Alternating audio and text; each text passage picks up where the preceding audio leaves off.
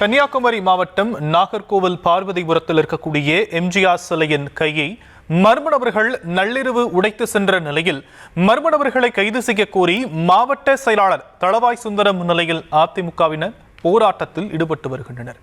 இதன் பற்றிய விவரங்களை செய்தியாளர் சதாம் வழங்க நாம் கேட்கலாம்.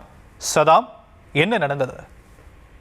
வணக்கம். அதாவது கன்னியாகுமரி மாவட்டம் நாகர்கோவில் அருகே பார்வதிபுரம் பாலத்தின் கீழ் இந்த எம்ஜிஆர் சிலை அமைந்துள்ளது. இந்த எம்ஜிஆர் சிலையில் இடது கை உடைக்கப்பட்டதால் இதனை அறிந்த அதிமுகவினர் அதிமுக தளவாய் சுந்தரம் தலைமையில் அங்கு போராட்டத்தில் ஈடுபட்டதால் பெரும் பரபரப்பு நிலவியது. கன்னியாகுமரி மாவட்டம் நாகர்கோவில் இருக்க பார்வதிபுரம் சந்திப்பில் எம்ஜிஆரின் சிலை உள்ளது. 1995ஆம் ஆண்டு இந்த சிலை அப்பகுதியில் நிறுவப்பட்டது. மேலும் இந்த சிலையானது அதிமுகவினரால் பராமரிக்கப்பட்டு வருகிறது. இந்த நிலையில் நேற்று இரவு மர்ம நபர்கள் இந்த எம்ஜிஆர் சிலையின் இடது கையை உடைத்துள்ளனர்.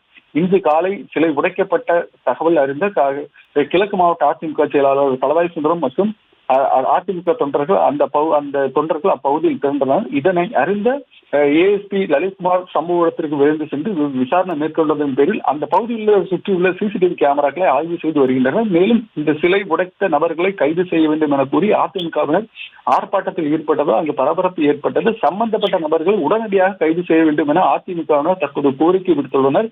இது குறித்து போலீசார் அந்த பகுதி முழுவதும் உள்ள சிசிடிவி கேமராக்களை தற்போது ஆய்வு செய்து வருகின்றனர். விரைவில் சம்பந்தப்பட்ட நபர்கள் கைது செய்யப்படுவார்கள் என போலீசார் தரப்பில் கூறப்பட்டுள்ளது.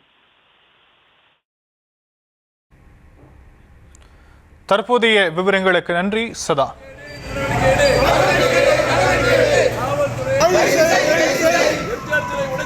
MGR